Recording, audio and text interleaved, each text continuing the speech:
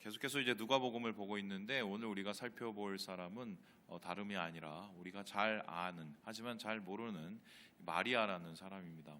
여러분, 이 마리아라는 사람에 대해서 오늘 처음 기록하기를 하나님께서 가브리엘이라는 천사를 보내서 그녀에게 그가 예수님을 잉태하였다, 그리고 해산할 것이다를 이야기하고 있습니다. 이것을 많은 사람들이 주제로 그림을 그렸는데 그 중에 하나가 이제 외젠 들라크루아가 그린 이 그림이 아닐까 싶습니다. 여러분 보시다시피 이건 좀 잘 그렸던 것 같고, 이 마리아의 집안은 사실 그렇게 넉넉한 집안이 아니라 매우 가난한 집안이었죠. 그가 살고 있었던 이 나사렛 이런 동네도 사실은 정말 산골 중에 산골이고, 로마 군령이 주둔하였던, 좀 우리로 얘기를 굳이 하자면 한참 한 3, 40년 전에 동두천 이렇게 보시면 됩니다. 그런 상황 속에서 살고 있으면서 하나님 안에서 수태고지를 받은 거죠. 근데 이때 나이가 어느 정도 되었을까? 성경을 잘 지켜보면은 아무리 넉넉하게 나이를 봐도 15세, 그리고 보통은 한 13세 정도로 봅니다. 그러면 아이를 낳을 수 있는 가능성이 있는, 그게 널린 지 얼마 되지 않고 그 어린 소녀가 지금 이런 엄청난 이야기를 듣고 있지요. 이제 그 후에 마리아는 하나님의 도구로 사용이 되어서 예수 그리스도를 낳고 예수 그리스도의 어머니가 되는 이 장면이 오늘 말씀 속에, 본문 속에 나타나 있습니다. 그런데 사실은 생각을 해보면 우리 마리아 하면 어떤 생각이 드십니까?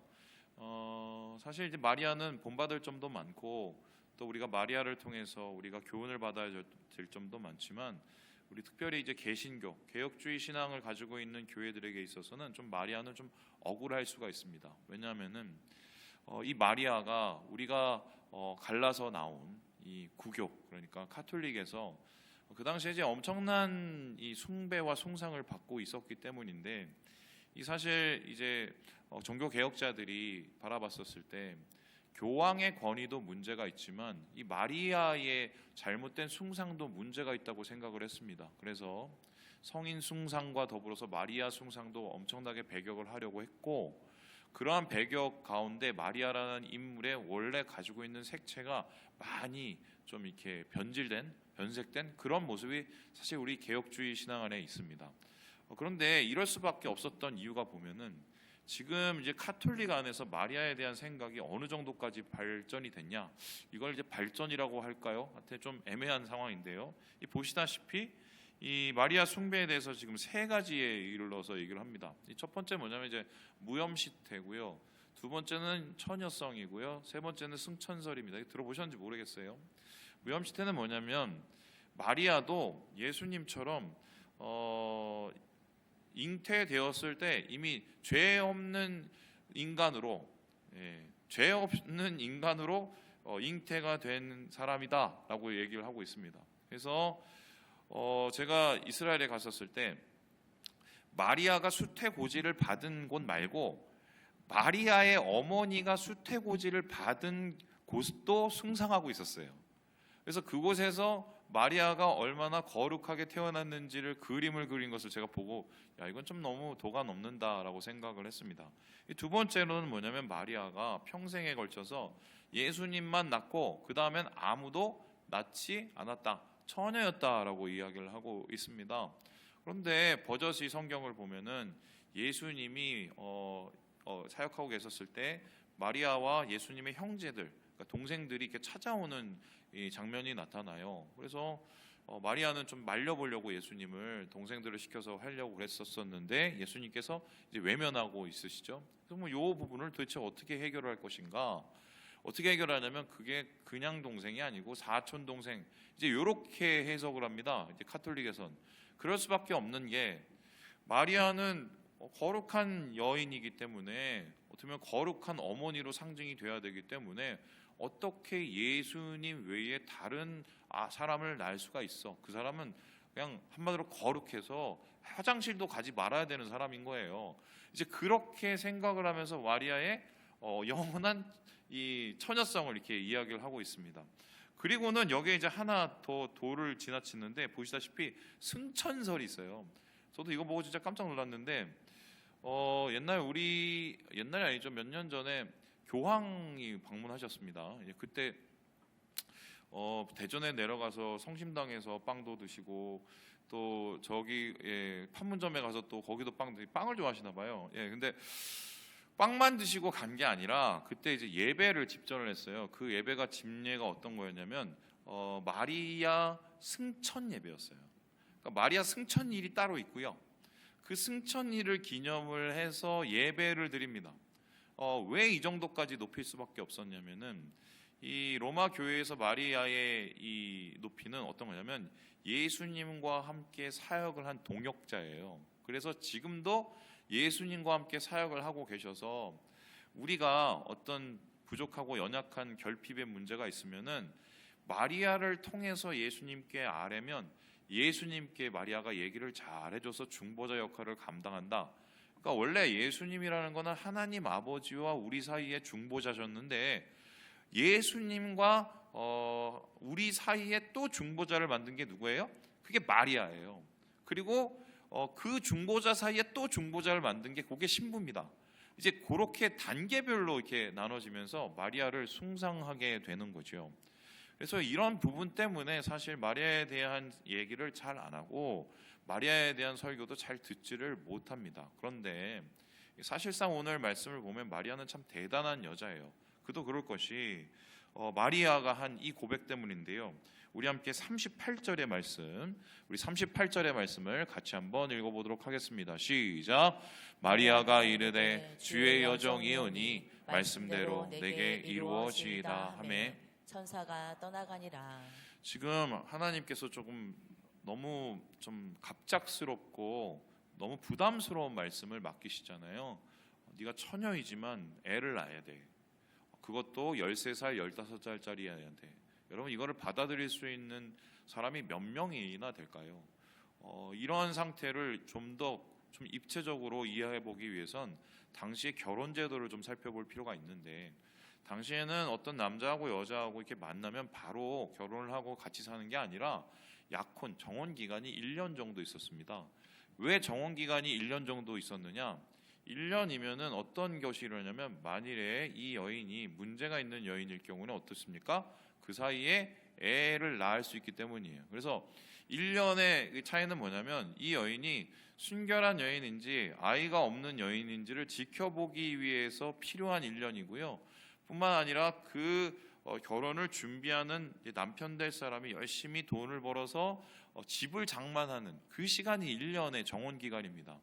그런데 지금 마리아는 그 정혼의 기간 속에서 지금 갑자기 이런 수태고지를 받게 된다면 이 정혼이 깨어질 뿐만 아니라 주변 사람들에게서는 어떻게 해요? 욕을 먹게 되었는데요. 그냥 욕 먹는 게 아니라 남편 될 사람의 명예를 어지럽히 했기 때문에 돌 맞아서 죽는 그런 시대였어요. 그렇다면은 지금 마리아가 이 이야기를 제대로 받아들이고 믿고 이게 실제적으로 일어나게 된다면 목숨을 걸어야 되는 상황입니다. 그런 모든 상황을 다 알면서도 마리아는 어떻게 했습니까? 이 모든 것을 받아들이면서 말씀대로 내게 이루어지이다라는 이러한 놀라운 고백을 하게 되죠. 사실은 이 성경에 나온 마리아의 여러 가지 이야기 중에 이 한 구절만으로 이 사람은 평가를 받아야 될 필요가 분명히 있는데요. 그래서 조엘 그린이라는 이 교수가 이 마리아에 대해서 이렇게 우리에게 이야기를 하고 있습니다. 우리 같이 한번 읽어볼까요? 시작. 마리아는 자신이 치러야 할 희생을 고려하지 않고 하나님의 목적을 망설임 없이 수용한다. 마리아의 반응은 순종의 모본이며 온 이스라엘이 어떻게 하나님의 은혜에 반응해야 할지를 보여준다. 마리아는 모든 면에서 낮게 평가받았을 것이지만 하나님께 순종하고 구원의 뜻에 참여하는 것에서 자신의 신분과 정체성을 찾는 사람으로 밝혀진다. 그러니까 이 사람이 옛날에 어떻게 살았던지 어느 가문인지 뭐 어느 조상인지 그게 중요한 게 아니라 바로 하나님의 뜻에 순복하고 하나님의 뜻을 그대로 받아들이는 이 자체만으로 이 사람은 높이 평가를 받아야 된다. 그래서 이 마리아의 이 고백이야말로 믿음이란 게 도대체 무엇인지, 어떻게 믿어야 되는 건지, 하나님이 찾으시는 믿음이 도대체 무엇인지를 보여주는 것이죠. 그러니까 사실 예수님의 어머니가 될 자격이 있다고 보게 되는데요. 놀라운 것은 마리아가 이 수태고지를 받은 다음에 감격을 했는지 놀라서 그랬는지 어떻게 해야 될지 몰라서 그랬는지 모르겠지만 자기하고 가까운 엘리사벳이라는 사촌을 찾아갑니다. 그 사촌이라는 사람은 이미 가브리엘이 전했던 것처럼 아이를 가지고 있었거든요. 그런데 이 엘리사벳이 마리아를 보자마자 이렇게 이야기를 해요. 우리 함께 45절의 말씀을 같이 한번 읽어보도록 하지요. 시작. 주께서 하신 말씀이 반드시 이루어지리라고 믿은 그 여자에게 복이 있도다. 야, 너 대단하다. 너 복이 있을 수밖에 없어. 너의 그 복이 있는 것은 왜 복이 있느냐? 바로 네 고백 때문이야. 그 믿음의 고백 반드시 이루어지이다. 주님께서 하실 일 내게 반드시 이루어지이다. 그 고백을 어떻게 했냐? 그거 대단하다. 이렇게 박수를 쳐주고 있죠. 그러니까 한마디로 이 고백의 믿음은 모든 사람의 귀감이 될 뿐만 아니라 앞으로 예수를 믿을 우리와 같은 아브라함의 영적인 자손에게도 아브라함만큼이나 사실 이 마리아의 이 믿음을 사실 우리가 받아들일 필요가 있다. 이렇게 생각하면 되겠습니다. 자, 그렇다면 도대체 마리아의 믿음 어떤 믿음이었을까? 구체적으로 그 믿음이 얼마나 대단했기에 이게 복된 믿음이라고 얘기를 했을까? 마리아의 믿음을 조금 더 구체적으로 살펴볼 수 있는 대목이 있는데요. 여러분 오늘 본문의 후반부터 이어지는 46절부터 이어지는 마리아의 찬가입니다. 이 마리아의 찬가는 이 초대교회 때 가장 널리 알려졌던 찬송입니다. 그래서 초대교회에서 사람들이 모여서 예배를 드릴 때 마리아의 찬가를 자주 부르면서 주님을 높였다고 합니다. 근데 이 찬가 속에는 그냥 이루어지는 게 아니라 마리아의 믿음이 그대로 고백 속에 드러나 있게 돼 있어요.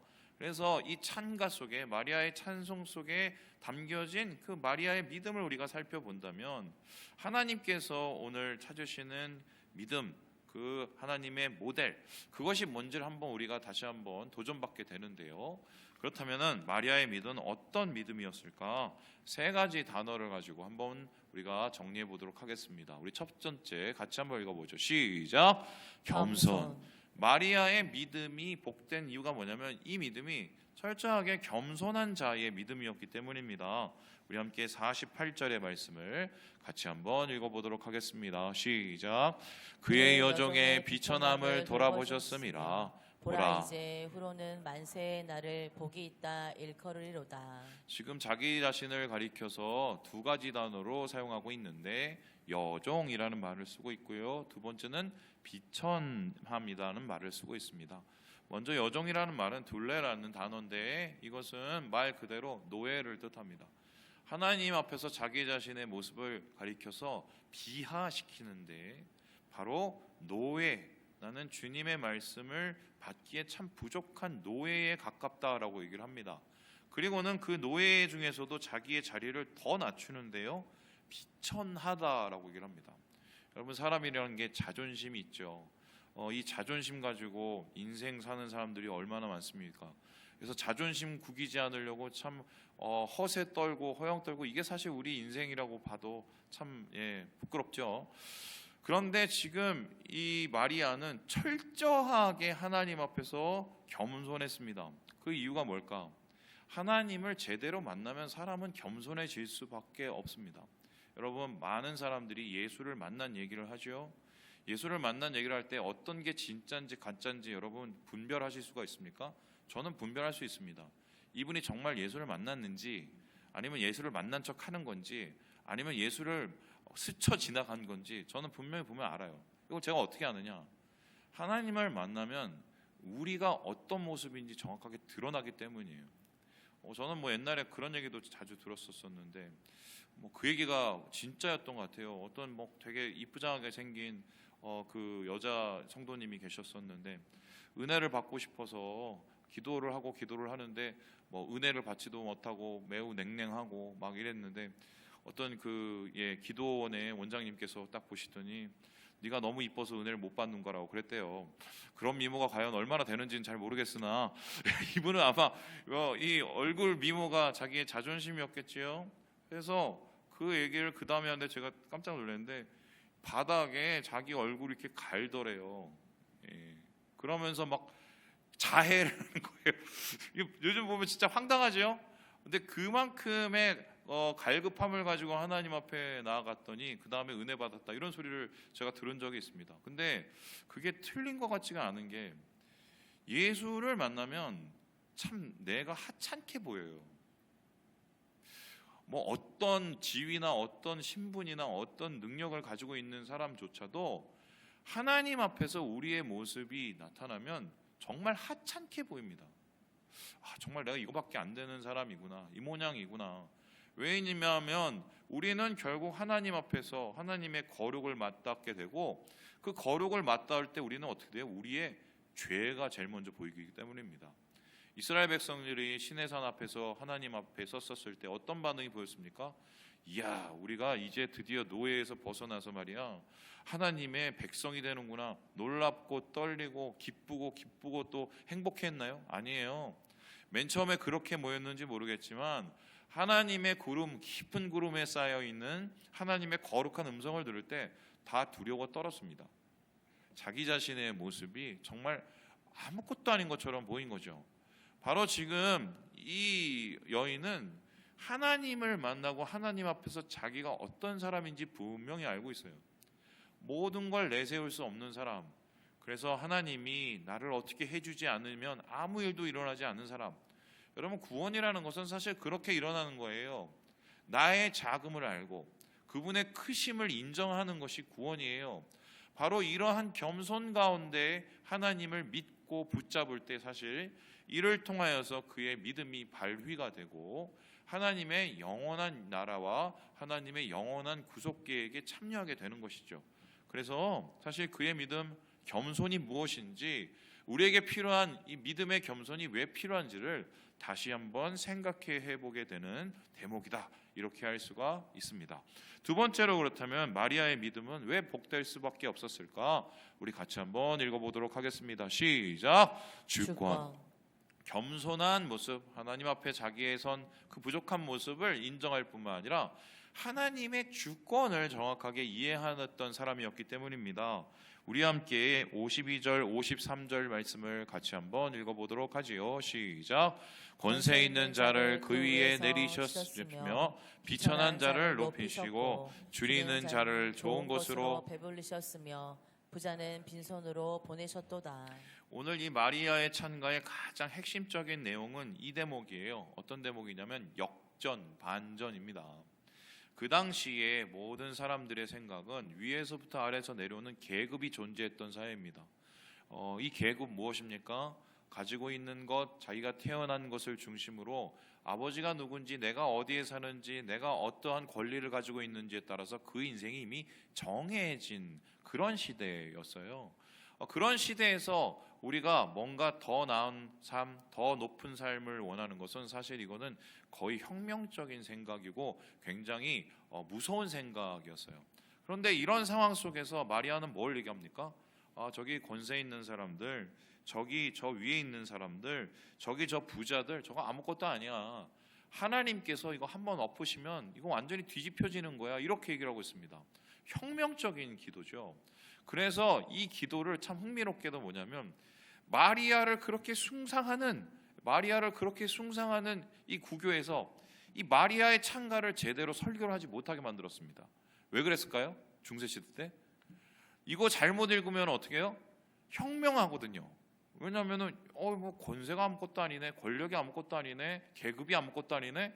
그래서 이 한마디로 그 교황의 권위 밑에서 줄서기를 했던 이 중세시대에 이 설교는 제대로 하지도 못하는 설교, 그만큼 위험한 사상이에요. 근데 이 위험한 사상을 이 조그만 13살짜리 아이가 품고 또 찬양하고 자기의 입술로 고백할 수 있었던 이유는 뭔가요? 하나님을 정확하게 알고 있는 거예요. 하나님은 어떤 신분입니까? 우리는 생각을, 하나님은 우리를 도우시는 분, 우리를 이끌어 주시는 분, 뭐 이 정도로 생각을 하죠. 여러분 생각하겠지만 야곱을 보시면 아는데, 야곱의 맨 처음에 만난 하나님은 뭐냐면 베델에서 만나서 나를 좀 도와주시는 분, 나를 보호해 주시는 분 정도였어요. 사실 우리 믿음도 그렇게 많이 시작을 해요. 하나님, 요거 하는데 나 좀 도와주세요. 요거 하는데 나 좀 이끌어 주세요. 요거 하는데 잘 되게 해주세요. 요 정도죠. 그런데 야곱의 인생의 끝을 보세요. 믿음이 어떻게 끝나야 되는지, 하나님을 아는 것이 어떻게 끝나야 되는지를 잘 보게 되지요. 분이엘이라는 곳에, 거기 뭐 야복강이지만 그 앞에서 어떻게 합니까? 하나님하고 씨름을 하다가 나중에는 뭐 탈골이 되고 쩔뚝발이가 되고, 그래서 결론적으로 깨달은 게 뭐예요? 아, 이 내 인생 내게 아니네. 하나님께서 치시면 한순간이구나. 그래서 내가 하나님을 붙잡고 살아가는 인생, 하나님의 나라와 하나님의 뜻 가운데 거하지 않으면 이거 아무것도 안 되는 거예요. 결국 야곱이 배운 믿음은 그거예요. 주권. 믿음이라는 건 결국 하나님의 주권을 인정하는 겁니다. 하나님의 주권을 인정한다면 우리의 생각이 많이 바뀔 수밖에 없어요. 왜요? 우리의 삶이 우리 게 아니거든요. 세상이 보이는 것과는 다르거든요. 지금 보이는 저 계급적인 것들, 권세 있는 자들, 저 보이는 여러 가지에 나타나는 현상들이 그게 중요한 게 아니라 과연 하나님께서 이 역사 속에서 무엇을 행하고 계시는지, 나의 삶 속에서 하나님은 주권을 가지고 어떻게 이루어 가시는지 볼 수 있는 눈이 생기는 게, 이게 믿음이에요. 그래서 히브리서 기자는 11장에 뭐라고 합니까? 믿음은 바라는 것들의 실상이고 보이지 않는 것의 실질적인 증거라고 얘기하지 않습니까? 그 이유가 뭐예요? 세상이 보이고 나타난 게 전부가 아니라는 거예요. 하나님의 주권으로 이끌어 계심을 믿고 사는 사람들, 그 믿음을 가진 사람들이 세상을 이끌었다는 것입니다. 오늘도 하나님께서는 우리에게, 이 마리아에게 보여주셨던 이 주권의 믿음을 원하시는데, 하루하루의 삶 속에서 남 눈치 보고 이 생각 저 생각에 빠지고 이 논리 저 논리에 빠지는 그거 말고, 주님의 논리, 주님의 권리, 주님의 뜻, 주님의 인도하심, 주님의 나를 향한 계획, 사실 이거를 붙잡고 살아가기를 원하시는 거죠. 우리가 매일매일 새벽 기도 나와서 기도하는 이유가 뭡니까? 우리가 매일매일 중간에 큐티하는 이유가 뭡니까? 하나님, 오늘 제가 뭐 하는데 잘 되게 해주세요. 잘 먹고 잘 사게 해주세요. 이렇게 사실 그거 하려고 우리가 매일매일 새벽 기도하는 건 아니잖아요. 하나님이 나를 향한 뜻이 뭐지? 세상을 향한 뜻이 뭐지? 하나님이 나를 향한 계획의 뜻이 뭐지? 이거를 바라보는 거예요. 저는 이렇게 생각하는데, 많은 목사님들 이상해지죠. 막 이상한 돈 벌고 이상한 괴상한 소리 하들 목사님들, 저는 어떻게 생각하는지 솔직하게 얘기해야 될 거예요. 그거 하나님 계신 줄 모르고 사는 겁니다.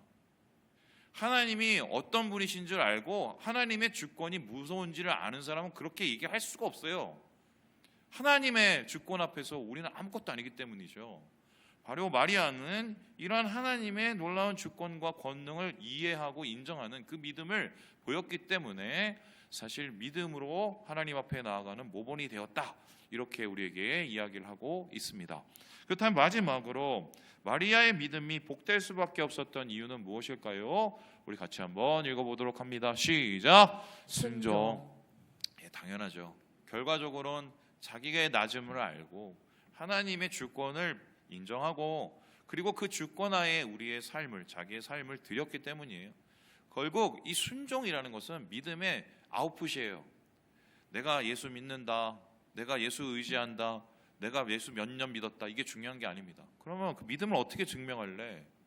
네가 믿는지 어떻게 증명할래? 저는 어느 교회 범걸로 36번지에 있는 그 교회에서 몇 년 동안 신앙생활을 하고 하루 한 달에 얼마씩 헌금을 하고 제가 무엇을 봉사하고, 여러분 이게 믿음의 열매입니까? 믿음의 열매가 과연 그런 걸까요? 지금 오늘 마리아는 자신이 도대체 믿음을 어떻게 표현할지를 이렇게 얘기를 하고 있는데요. 우리 함께 49절에서 50절 말씀을 같이 한번 읽어보도록 하겠습니다. 시작. 능하신 이가 큰 일을 내게 행하셨으니 그 이름을 거룩하게 하시며. 지금 마리아가 다시 자신을 모여서 하나님이 내게 그 큰 일을 행하셨어요. 그 큰 일이라는 게 말이 큰 일인지 부담스러운 일이잖아요. 근데 그걸 어떻게 합니까? 하나님의 긍휼하심을 두려워하는, 한마디로 하나님을 경외하는 자에게 그 뜻이 이루어집니다 라고 얘기합니다. 여기서 말하는 긍휼히를 두려워하는 사람, 이 사람은 다름 아니라 자기 자신을 뜻하고요. 그러한 행동은 다름이 아니라 순종이죠. 순종이 없는 제사는 하나님이 받으실 수가 없는 제사예요. 왜냐하면 순종은 모든 신앙의 핵심적인 거기 때문입니다. 내가 제대로 믿고 있는지를 살펴보기 위해서는 내가 오늘 하나님의 음성에 어떻게 반응하고 있는지, 그게 열매예요. 그 열매를 통해서 우리가 증명을 하는 거고요. 이 13살밖에 안 되는 이 아이가 하나님의 말씀 앞에 주권을 인정하고 모든 것을 내려놓고 내게 이루어지다 말씀대로 일하는 이 순종의 고백을 함으로써 사실은 그의 믿음은 사실 모두에게 대견스러운 믿음이 될 수밖에 없었다, 이렇게 얘기할 수밖에 없어요. 결국 이러한 마리아의 믿음은 어떠한 영향력을 미치고 하나님의 계획에 어떠한 능력을 발휘하였을까. 물론 이 예수님을 잘 키워내기도 하셨고 또 초대교회의 큰 어머니 역할을 해요. 그런 것도 있지만 사실 이 마리아의 순전한 믿음, 복된 믿음이 가장 크게 발휘될 때는 이곳이 아닐까 싶습니다. 바로요, 예수님의 기도예요.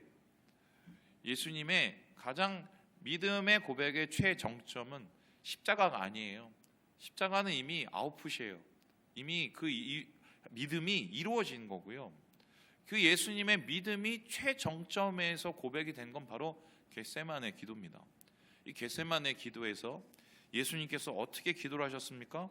우리 함께 누가복음 22장 말씀을 같이 한번 읽어보도록 하죠. 시작. 이르시되 아버지여, 만일 아버지의 뜻이거든 이 잔을 내게서 옮기시옵소서. 그러나 내 원대로 마옵시고 아버지의 원대로 되기를 원하나이다 하시니. 여러분, 이 고백을 보세요. 엄마 기도하고 똑같잖아요. 주의 뜻이 내게 그대로 이루어지이다. 똑같아요.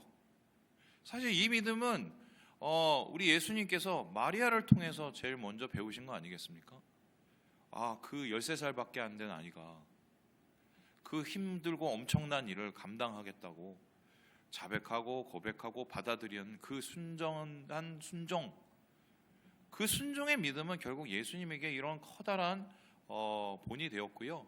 이 본을 통해서 예수님은 기꺼이 십자가를 지실 수가 있었던 것입니다. 이 말씀을 마치려다가 사실은 오늘 이제 설교 준비하기가 되게 어려웠습니다. 왜 어려웠냐? 어제 늦게 들어왔고 잠을 못 자갖고요. 하필이면 오늘 제가 설교를 3편을 해야 돼요. 수요 예배, 클래식 예배, 그리고 저녁 기도에 3편을 해야 됩니다. 그래서 뭐 준비는 미리미리 조금씩 했지만 그래도 뭐 이렇게 시간이 촉박하긴 했는데, 시간이 촉박해서 사실 오늘 설교가 힘들었던 건 아니고요. 오늘 본문 보면서 계속 머릿속으로 이렇게 생각을 하면서 묵상을 하면서 풀리지 않은 수수께끼가 하나 있었어요. 그게 뭔지 아십니까? 마리아는 어떻게 이런 믿음을 가졌을까? 아니 13살짜리 애가 어떻게 이런 믿음을, 아니 13살은커녕 100살이 되도록 이런 믿음의 근처도 못 가신 분들이 저를 비롯해서 그렇게 수많은데, 야 어떻게 이게 가능하냐, 이게 말이 돼? 저는 뭐 예수님이 뭐 무리를 걷고 뭐 베드로도 따라 걷고 막 그런 기적이 기적처럼 보이지 않아요? 그거 뭐 하실 수 있으면 얼마 하지 않겠어요? 저는 이게 기적처럼 보여요. 13살짜리 애가 어떻게 이런 고백을 하냐고요. 그 뜻대로 내게 이루어지다, 이거 어떻게 이런 고백을 하죠? 그래서 제가 계속적으로 묵상을 했습니다. 어떻게 해야 이렇게 되지? 어떻게 해야 이런 믿음이 생기지? 도대체 마리아는 13살까지 무슨 일이 있었던 거야? 뭐 이런 생각을 막 여러 가지로 했어요. 그래서 막 그거를 머릿속으로 풀어봤는데, 하필이면 뭐 마리아란 이름이 이게 미리암에서 왔는데, 미리암이 모진, 고된 뭐 이런 뜻이에요. 그래서 이 인생이 13살을 모질고 고되게 살아서 그런가?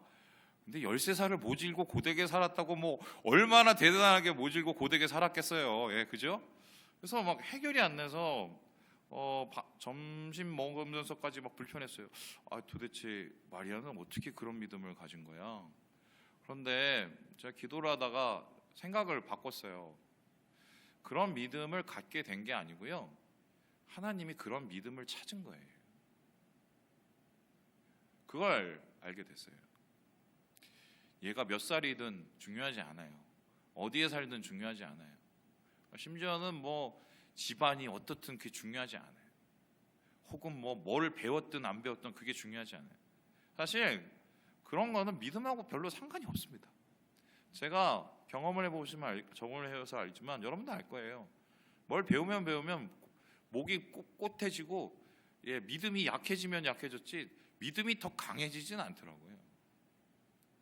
사실은 하나님께서 예수 그리스도를 탄생을 준비하시면서 이런 사람을 계속 찾으신 거예요.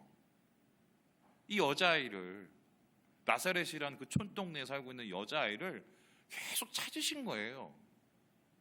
도대체 누굴까? 어떤 누를 통해서. 그래서 이 비천해 보이는 이 여종과 같은 아이를 통해서 예수 그리스도의 탄생을 준비하시고 이 순전한 믿음을 통해서 복되게 하셔서 예수 그리스도의 그 사역에 동참하게 하신 거 아니겠습니까? 저는 이 이야기가 오늘날 우리에게도 똑같다고 생각을 합니다.